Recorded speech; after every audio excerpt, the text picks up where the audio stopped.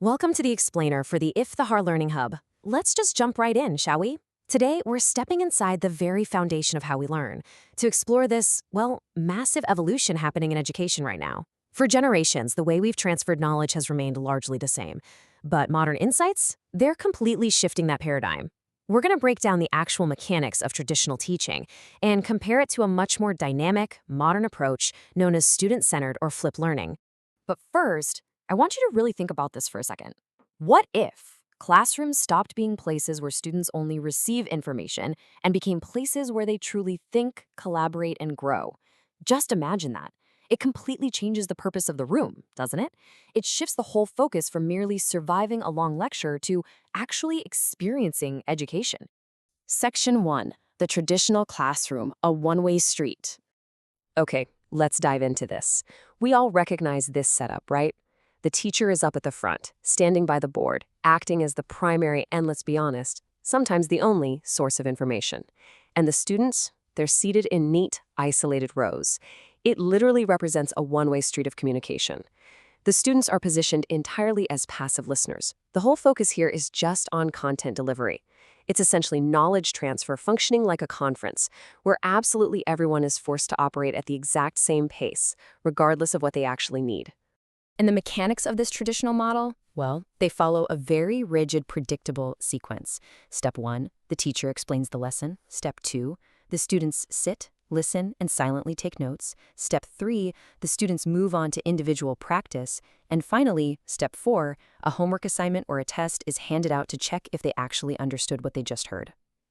Notice how incredibly heavy the emphasis is on the teacher's output in the room? Meanwhile, the student's active problem solving is usually pushed to homework, which is exactly where they have the absolute least amount of guidance. So, because of this structure, some very common challenges naturally emerge. And hey, we aren't pointing fingers at teachers here. This is simply a byproduct of the system itself. When knowledge transfer functions like a passive conference, you're obviously going to get lower student participation and engagement. I mean, we've all fought those heavy eyelids during a long lecture, right? Students easily lose focus or just get flat out bored. You see way less collaboration, which drastically limits critical thinking and problem-solving skills. And perhaps most critically, the retention is usually short-term. They memorize just enough for the test, but that knowledge isn't effectively transferred for long-term, genuine understanding. Section 2, shifting to flipped learning, participation, inquiry, and discovery. And that brings us to flipped learning, or peer instruction. In this model, that traditional sequence we just talked about is completely flipped on its head. Class time is entirely optimized for the actual assimilation of knowledge. The core idea here is that students come to the room already prepared with the basic content.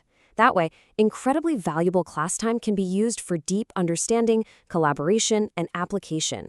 The teacher steps out from behind the podium and acts as a mentor and guide.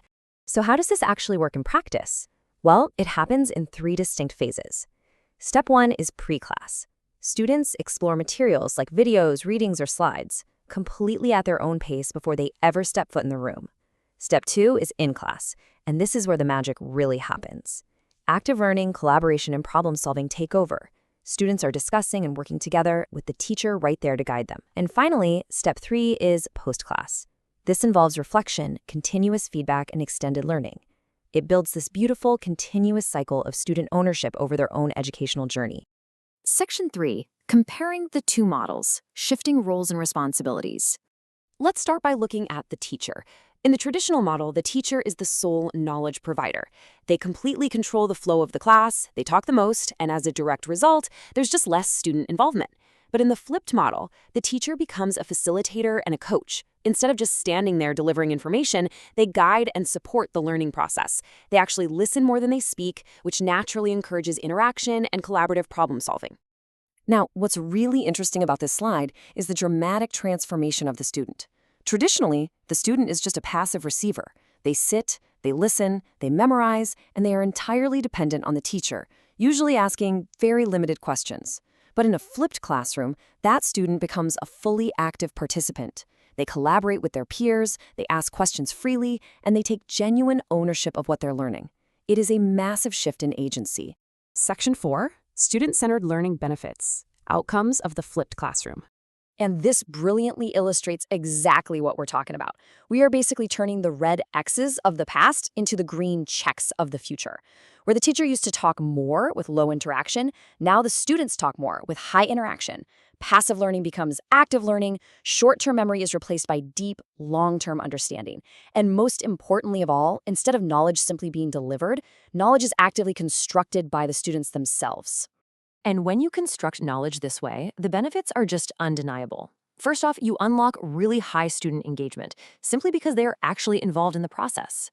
You see much stronger understanding and long-term retention. Because the whole model relies on two-way communication and peer interaction, it heavily improves critical thinking and communication skills. It builds student confidence, it builds teamwork. Ultimately, you get much better knowledge transfer and real-world application. The students are literally learning from each other, with the teacher acting as a mentor, not just a lecturer. Section 5. Key factors for success, making the transition work. So, how do we get there? The source outlines 5 critical pillars for making this transition successful. First up, clear objectives. Everyone in the room needs to know exactly what the goal is. Second, engaging activities. That in-class time absolutely must be filled with meaningful collaborative work. Third, open communication. You have to foster an environment where questions aren't just allowed, they're actively welcomed. Fourth, continuous feedback, ensuring students always know where they stand and exactly how to improve. And fifth, reflection and improvement, constantly tweaking and adjusting your process based on what the students actually need. I want to leave you with this final, truly provocative thought from this source material. The best classrooms are not about what is taught, but how students learn together. That perfectly captures the entire heart of this explainer, doesn't it? When we stop obsessing over simply delivering content, and start focusing on creating an environment of active, shared discovery, well, we don't just change the classroom, we change the entire future of the students inside it. Thank you so much for joining me on this deep dive today. Stay curious, and I'll see you in the next explainer.